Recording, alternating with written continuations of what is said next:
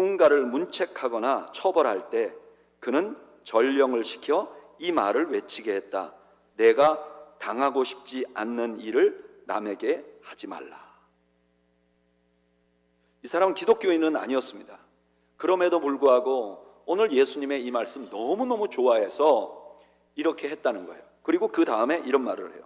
그는 이 문장을 너무나 사랑하여 자신의 궁전뿐만 아니라 공공 건물들에도 이 문구를 새기도록 명령했다.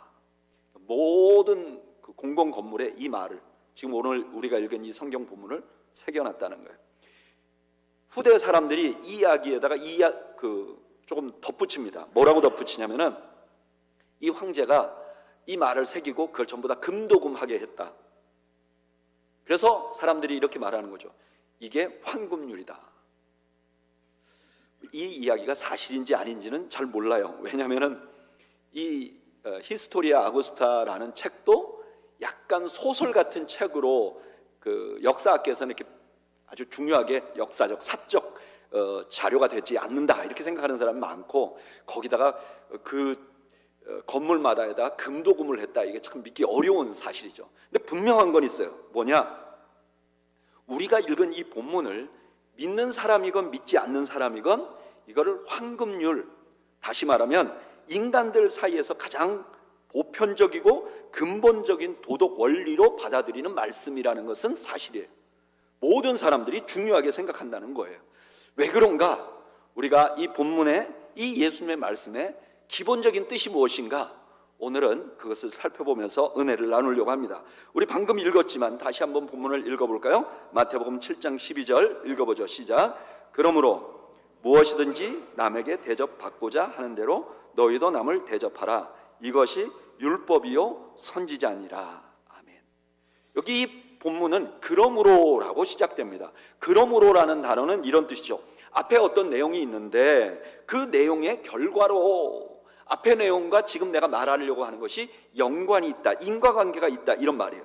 근데 이렇게 보면 바로 앞에 있는 말씀이랑 오늘 이 말씀이 전혀 어울리지가 않는 것 같아요. 왜냐하면 마태복음 7장 7절부터 11절까지는 기도에 대한 말씀이에요. 그리고 오늘 본문 12절은 대인관계에 대한 말씀이에요. 그래서 잘 안 어울려요.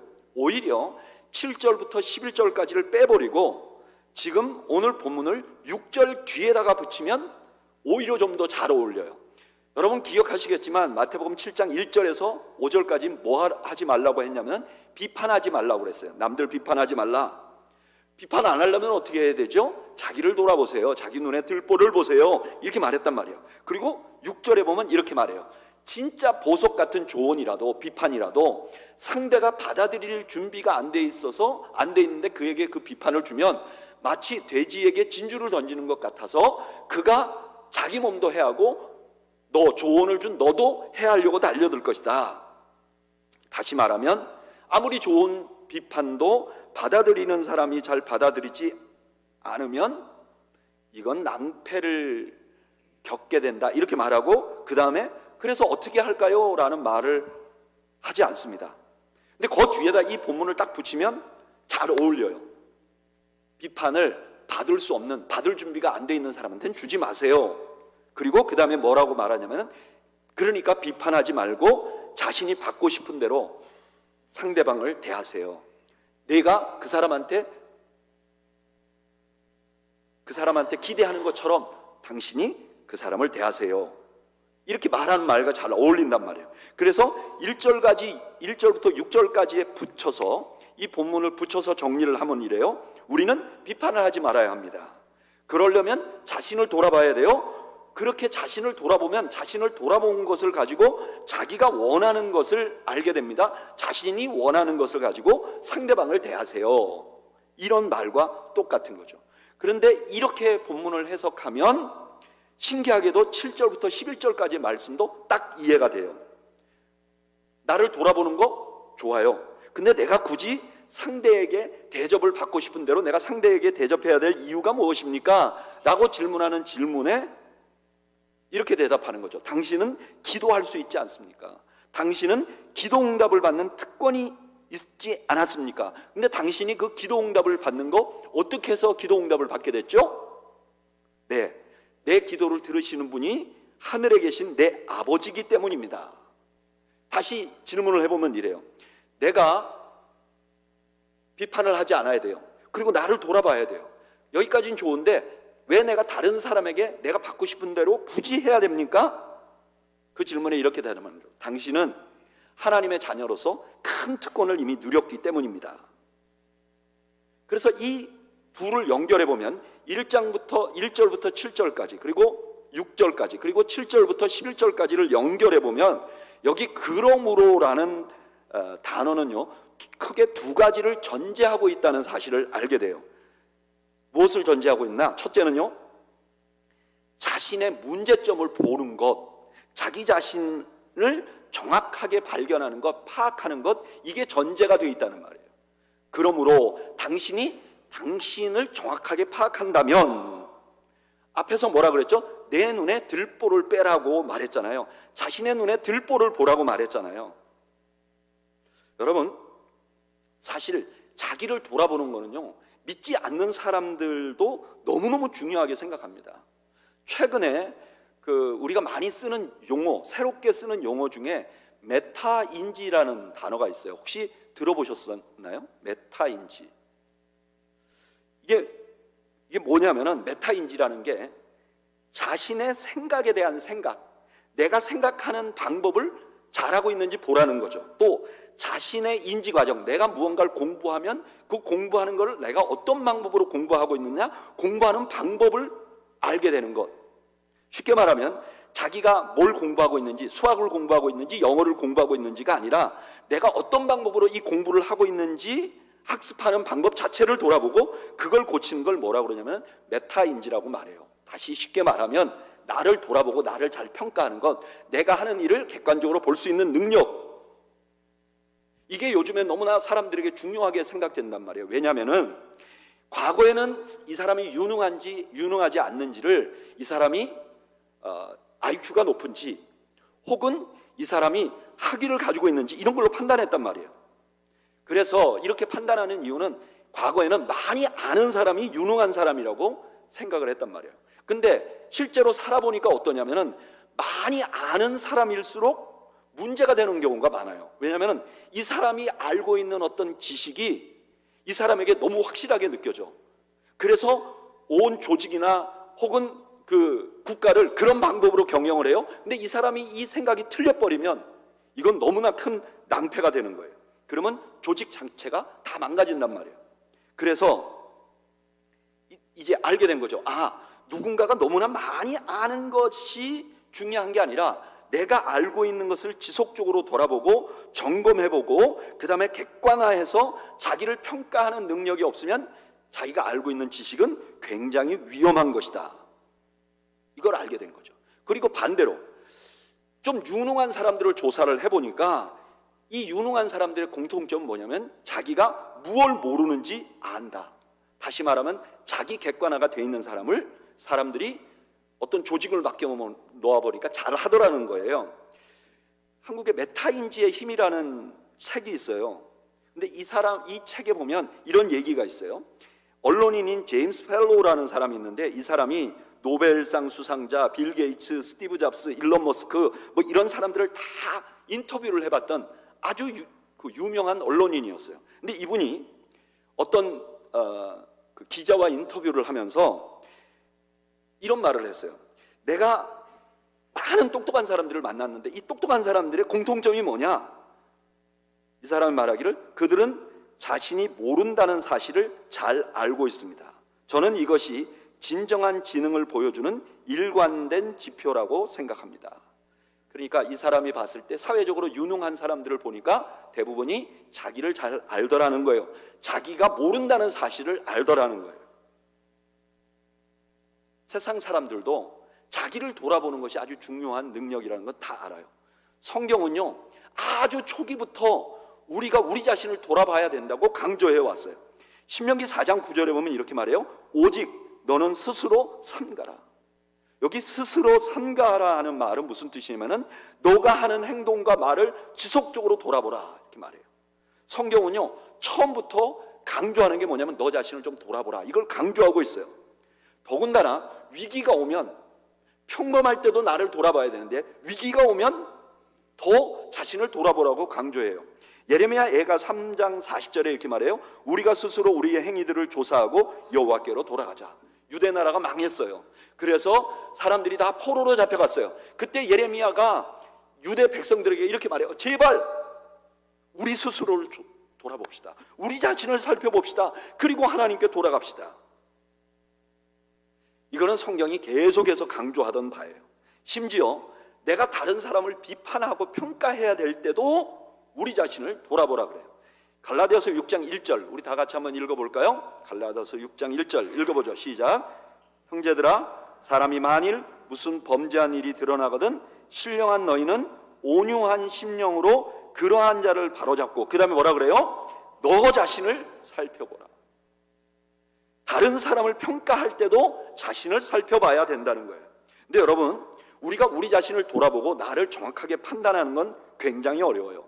왜냐하면 사람들이요, 기본적으로 자기 자신에게는 관대해요. 그래서 어떻게 하느냐? 잠언 16장 2절에 보면 이런 말씀이 있어요. 사람의 행위가 자기 보기에는 모두 깨끗하여도. 사람이요, 자기 자신을 돌아보면 자기는 다 괜찮은 사람이라고 평가한다는 거예요. 그래서 우리나라 옛말에 무슨 말이죠? 똥 묻은 개가 겨 묻은 개를 나무란다. 왜 겨 묻은 개를 나무라죠? 똥 묻은 개가 자기 몸에 똥이 묻었다는 걸 모르기 때문이죠. 사람은요, 자기를 좋게 보려고 해요. 그래서 자기를 돌아봐도 나는 이만하면 괜찮지 이렇게 착각을 한단 말이에요. 그래서 우리 자신을 올바로 돌아보려면 방법은 하나밖에 없어요. 우리 자신을 정확하게 돌아보려면 방법은 하나밖에 없어요. 그게 뭐냐면 십자가예요. 왜냐하면 십자가 앞에 서면 내가 죄인인데 그 죄가 어떤 영향을 끼쳤는지를 너무나 분명하게 볼 수 있어요. 이사야 53장 5절에 뭐라 그러죠? 그가 찔림은 우리의 허물 때문이요 그가 상함은 우리의 죄악 때문이다. 십자가 앞에 서면 예수님이 찔리고 예수님이 죽으심이 나 때문이라는 걸 알게 된다는 거예요. 그리고 이걸 알고 나면 나의 실체를 보게 된다는 거예요. 대표적인 사람이 누구냐? 바울이에요. 디모데전서 1장 15절 미쁘다 모든 사람이 받을 만한 이 말이요 그리스도 예수께서 죄인을 구원하시려고 세상에 임하셨다 하였도다. 죄인 중에 내가 괴순이라. 예수님을 보고 나니까 내가 얼마나 죄인인가를 알게 된다는 거예요. 여러분, 이건 모든 그리스도인들이 알아야 돼요. 요한일서 1장 10절에 이렇게 말해요. 만일 우리가 범죄하지 아니하였다 하면 하나님을 거짓말하는 이로 만드는 것이니 또한 그의 말씀이 우리 속에 있지 아니하니라. 내가 죄인이라는 걸 인정 안 하면 그 사람 그리스도인이 아니라는 거예요. 여기 그러므로라는 이 단어는 이 전제가 포함되어 있다는 거예요.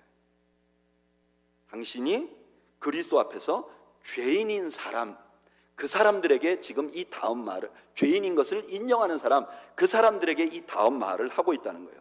두 번째, 이 그러므로가 전제하고 있는 것은 자기가 얼마나 많은 은혜를 받았는가를 아는 것을 전제로 하고 있어요.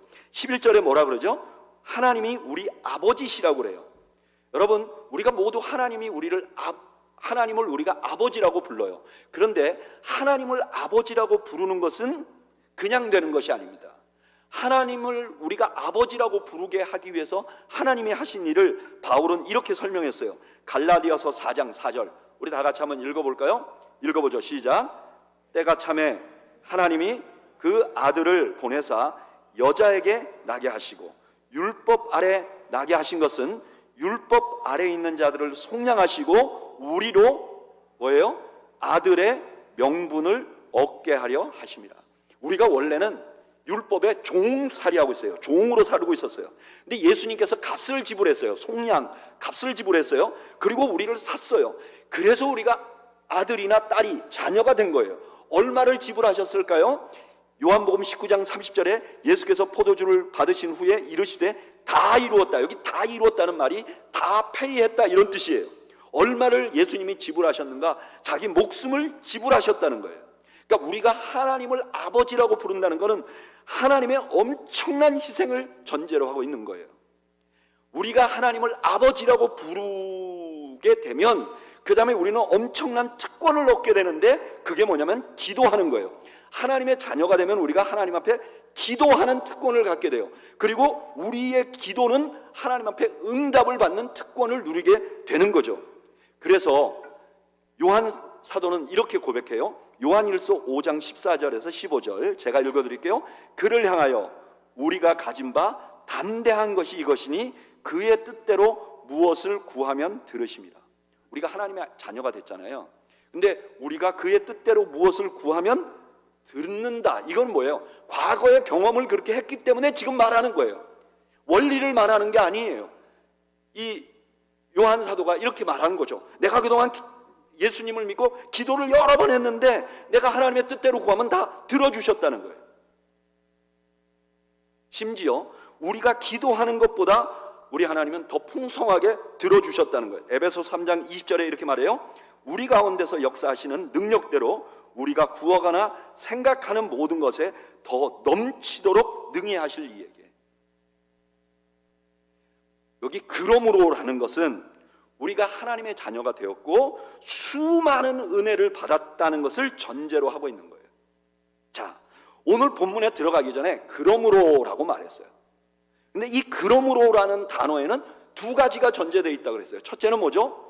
내가 얼마나 죄인인가를, 나를 돌아보니까 내가 얼마나 죄인인가를 아는 사람. 두 번째는 뭐죠? 나에게 하나님의 은혜가 임해서 내가 하나님을 아버지라고 부르는 특권, 하나님의 자녀가 되었고 뿐만 아니라 그 하나님의 자녀된 특권으로 내가 수많은 은혜를 누렸다는 것을 아는 사람에게 지금 하신 말씀이에요. 그 다음에 그러면 그 전제로 뭘 말씀하셨는가? 무엇이든지 남에게 대접을 받고자 하는 대로 너희도 남을 대접하라. 이 말씀은 형식은요, 명령형이에요. 여러분, 주님이 지금 명령을 하고 있는 거예요. 대접하라.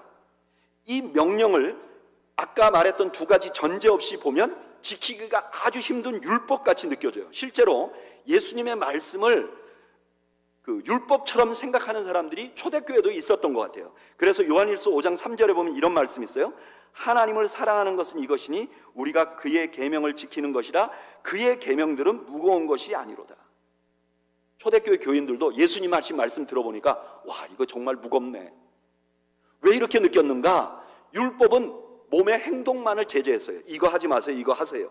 그런데 예수님은 마음까지 제재하셨어요. 너희들이 간음하지 말라 하였다는 것을 너희가 들었으나 나는 너희에게 이르노니 음욕을 품고 여자를 보는 이마다 마음에 이미 간음하였느니라. 그러니까 이게 굉장히 무거운 율법같이 느껴지는 거예요. 그런데 이걸 은혜라는 관점에서 이것을 보면 이 명령은 율법이 아니라 우리를 성숙하게 하는 양육이 됩니다.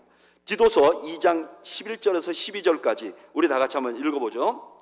시작. 모든 사람에게 구원을 주시는 하나님의 은혜가 나타나. 자, 은혜가 나타났죠. 그 다음에 뭐라 그래요?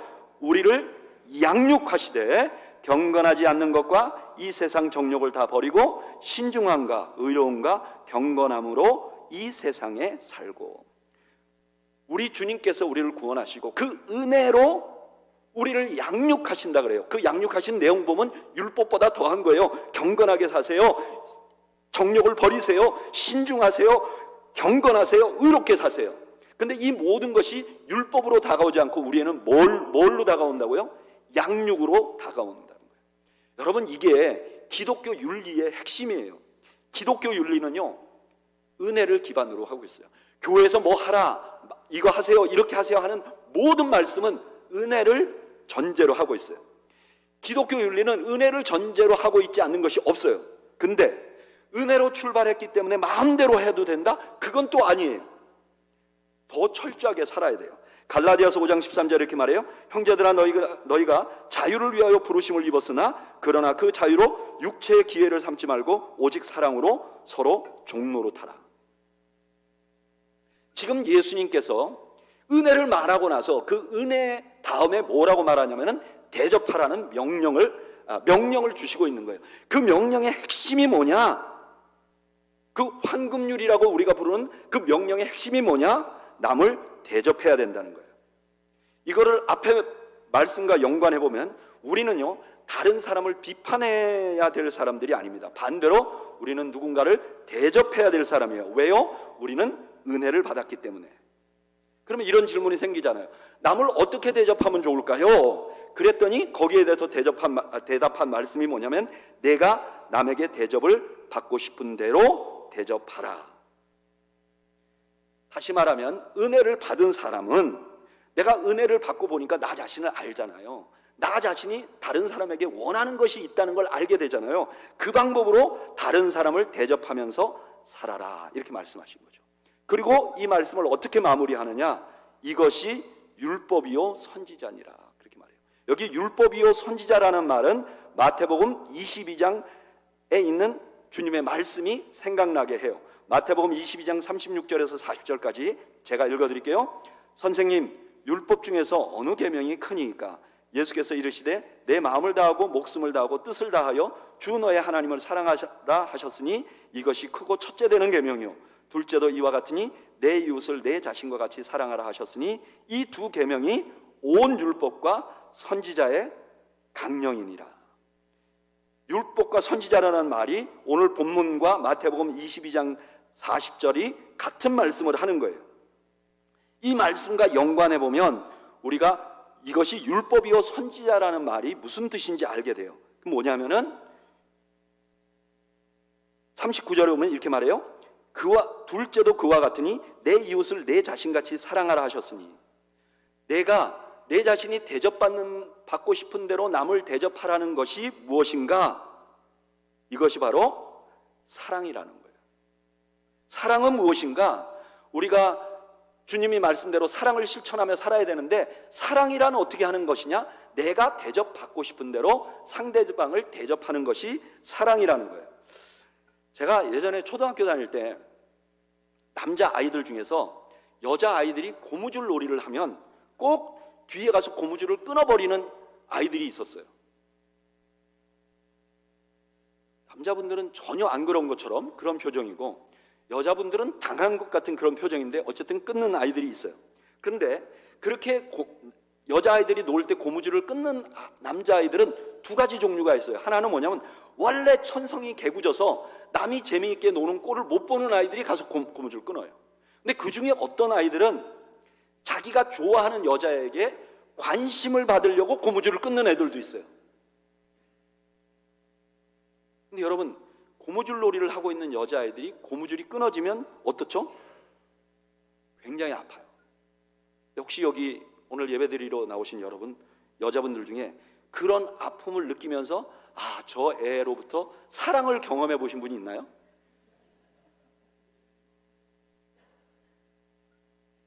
그런데 왜 이렇게 하느냐?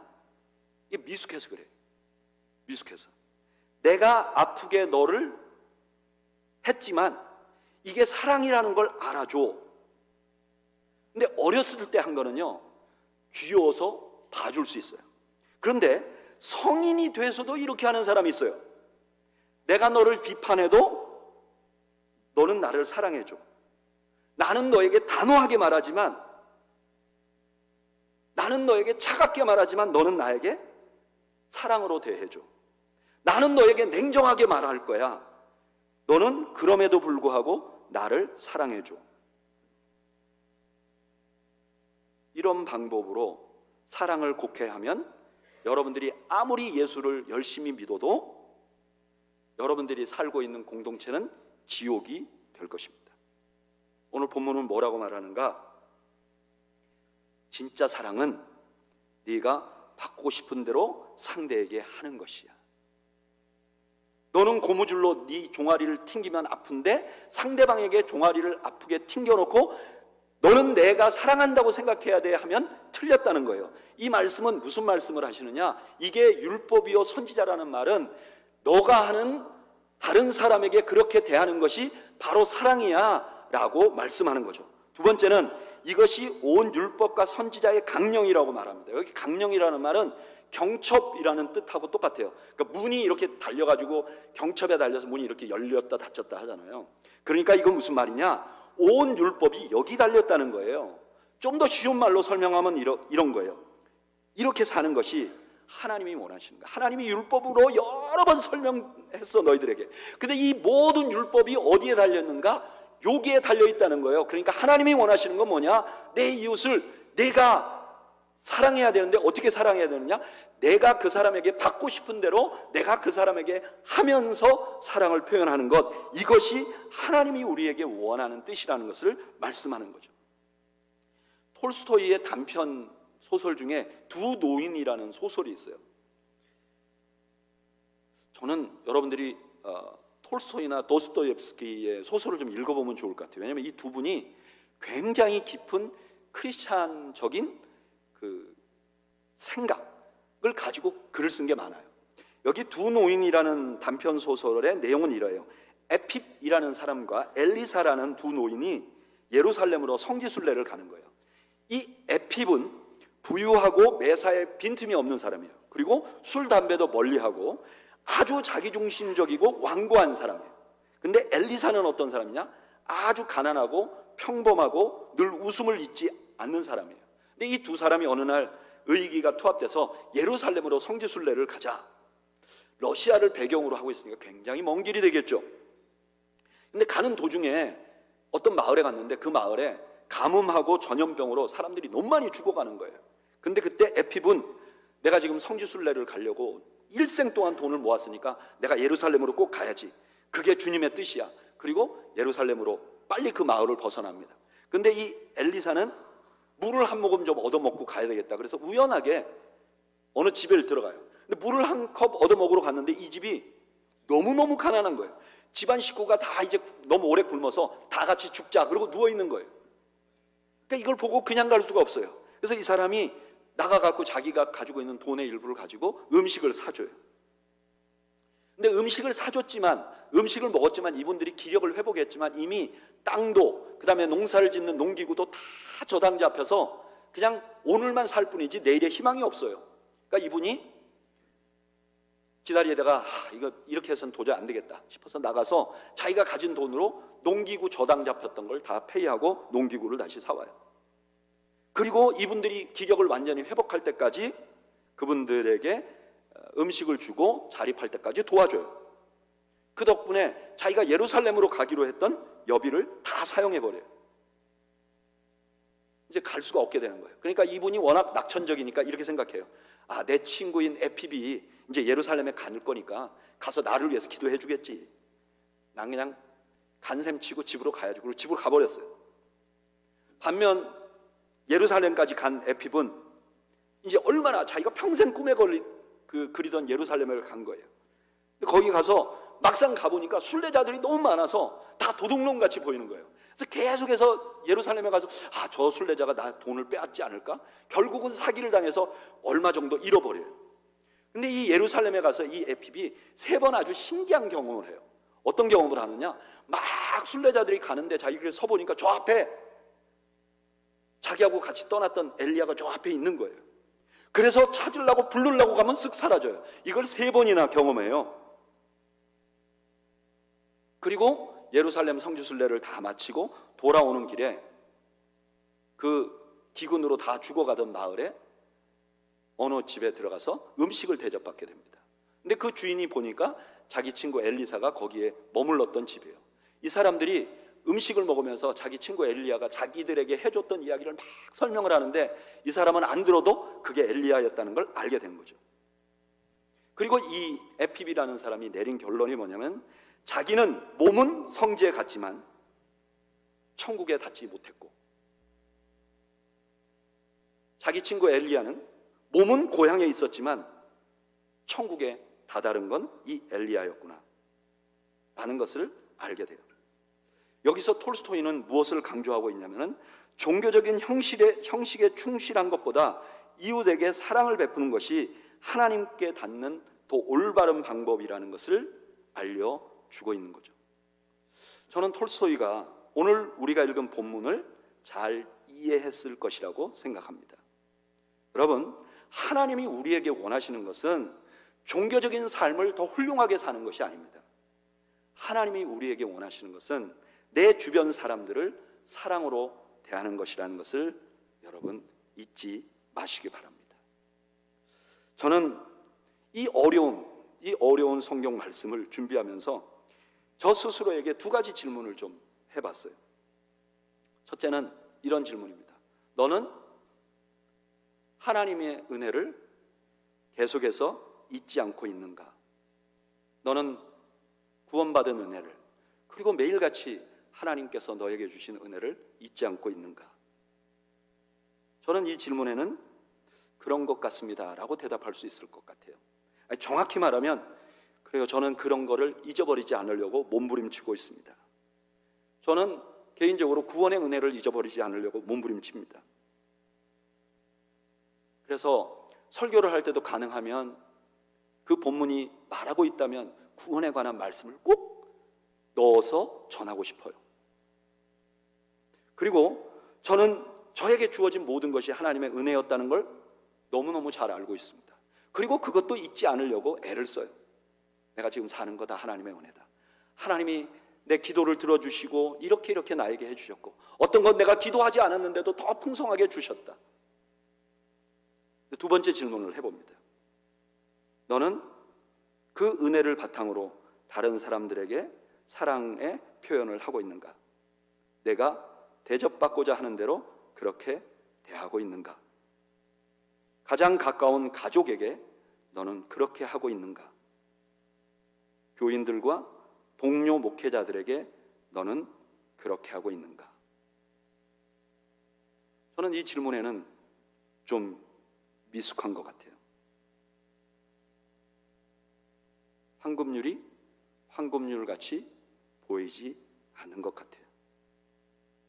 그런데 놀라운 것은요, 제가 여기에 미숙하다고 저 자신을 인정하면서도 제 마음 깊숙한 곳에서는 나의 가족들에게, 나와 신앙생활하는 교인들에게, 나와 함께 사역을 하는 동력자들에게 사랑받고 싶어 해요. 바로 이 지점이 제가 큰 행복을 놓치고 있는 포인트라는 걸 알게 됐어요. 여러분, 오늘 예배 나오시는 여러분들은 대부분 구원받은 은혜는 누릴 것입니다. 그리고 우리가 구원받았기 때문에 하나님으로부터 오는 은혜를 경험하고 있고 그걸 갈망할 것입니다. 오늘 예배 시간에 우리 찬양하는데 우리가 하나님 호산나 하고 하나님을 찬양하니까 얼마나 좋아요. 그런데 그래서 너무너무 복된 생활을 하는데 이것이 나의 일상에까지 이어지지 못하기 때문에 기도할 때는 분명히 행복해요. 예배 드릴 때는 분명히 행복해요. 근데 일상에 들어오면 내가 예배 드릴 때 누리던 그 행복이 때때로 누려지지 않는 거예요. 불행하다고 할 수는 없지만 내가 예배 드릴 때 누리던 그 기쁨을 내가 충분히 누리지 못하는 거예요.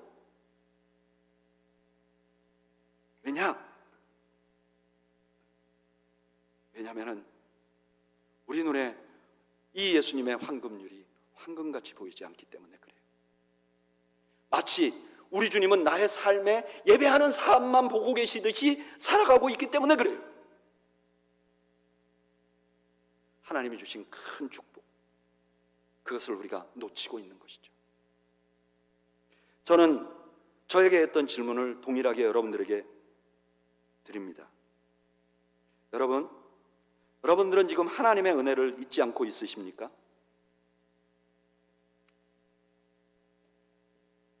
혹시 여러분들이 신앙생활 너무 오랫동안 해서 하나님 앞에 기도하면서 아버지라고 부르는 게 당연한 것이라고 생각하지는 않습니까? 지금 내가 가진 것들 당연히 갖는 거 아니야?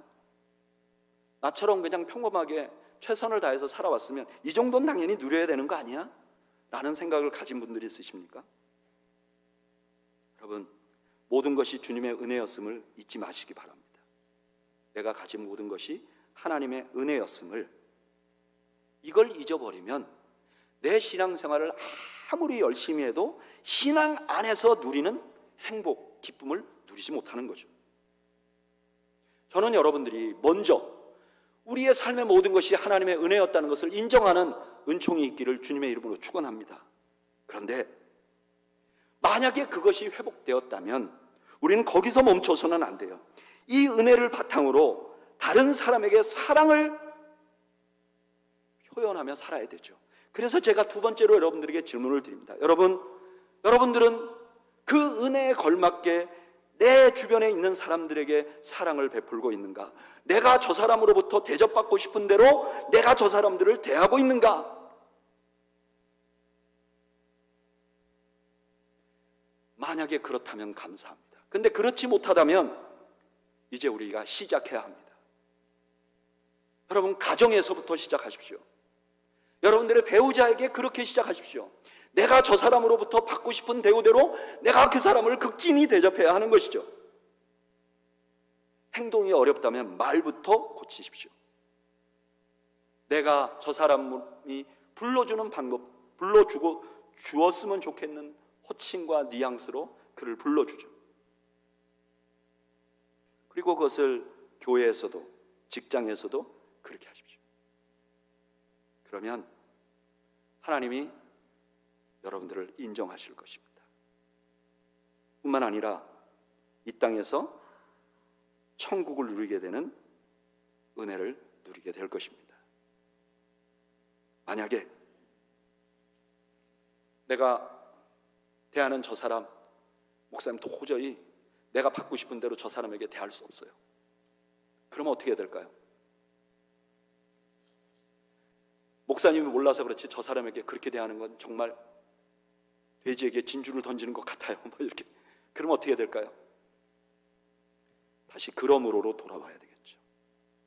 주님의 은혜로 돌아와야 되겠죠.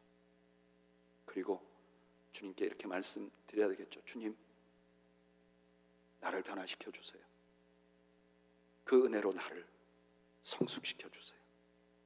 그래서 내 눈에 주님의 이 말씀이 보석같이 느껴지고 황금같이 느껴지는 은혜를 누리게 해주세요. 우리 눈에 이 황금률이 황금 같아 보일 때 우리는 우리 주님께서 우리에게 주시는 이미 허락하신 그 행복과 천국을 누리게 될 줄로 믿습니다. 우리 그런 마음을 가지고 은혜로 한번 돌아가 보죠. 내가 누려왔던 모든 것들이, 내가 지나왔던 모든 시간이, 내가 걸어왔던 모든 순간이 당연한 것 아니라 은혜였어. 예전에는 우리가 여기서 그쳤어요. 근데 우리가 이 찬양을 하고 나서 그래서 나는 어떻게 살아야 될까요? 그래서 나는 어떻게 해야 될까요? 그 질문에 우리가 답을 하면서 이 찬양을 드리겠습니다.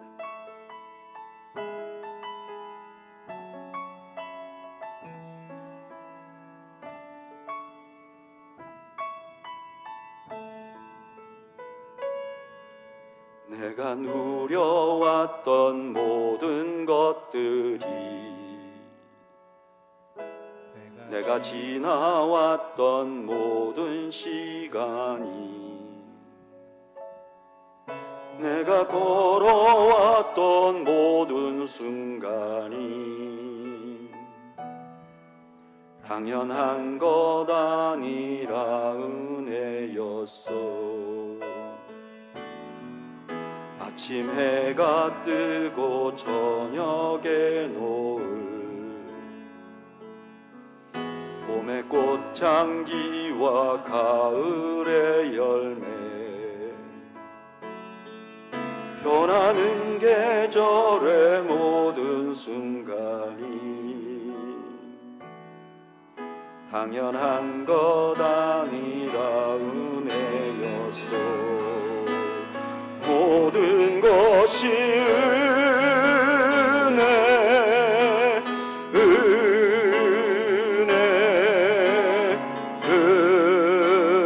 은혜, 한없는 은혜. 내 삶에 당연한 것 하나도 없었던 것을 모든 것이 은혜, 은혜요. 모든 것이 은혜, 모든 것이 은혜, 은혜,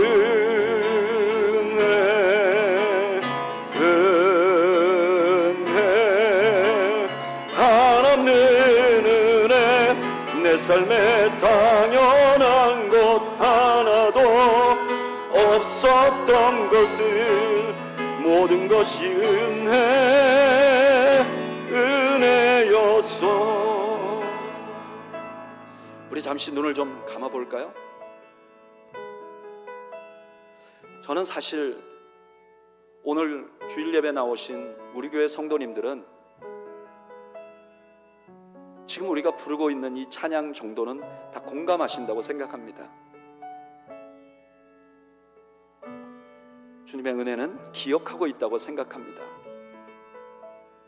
근데 우리가 가끔 살면서 이런 의문이 생기죠.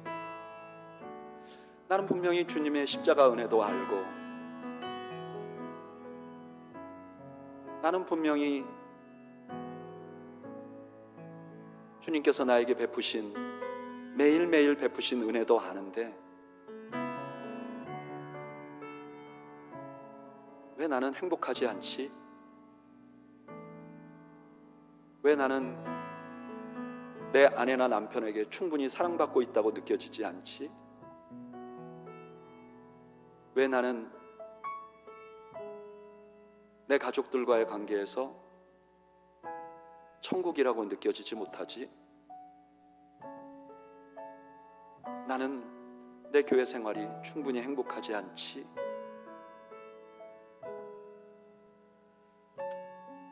우리가 다음 단계로 넘어갔는지 오늘 이 시간에 우리 자신들을 돌아보기를 원합니다.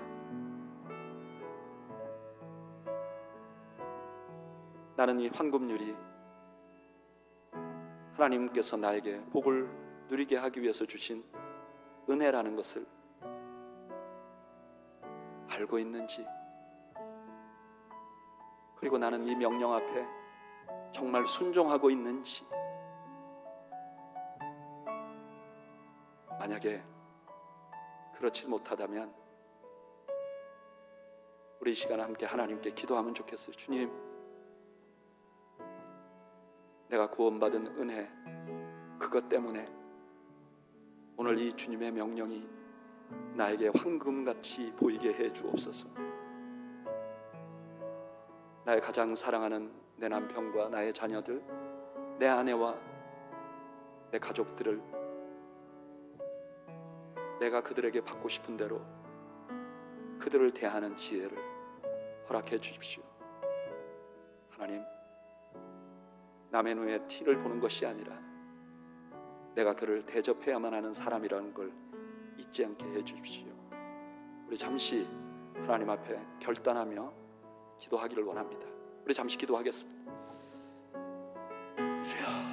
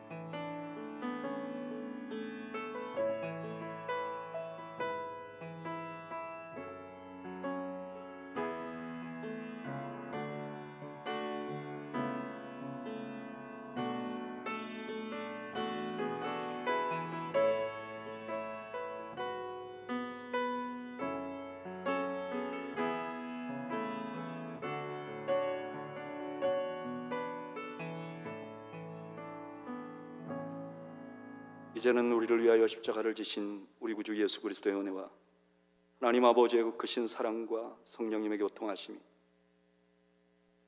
오늘 주님께서 주신 이 명령이 황금같이 귀중한 것으로 보아 실천하며 이 땅에서 천국을 누리기로 다짐하는 주의 백성들 머리머리 위와 이들의 가정과 생업 위에 지금으로부터 영원 무궁토록 함께 있을지어다.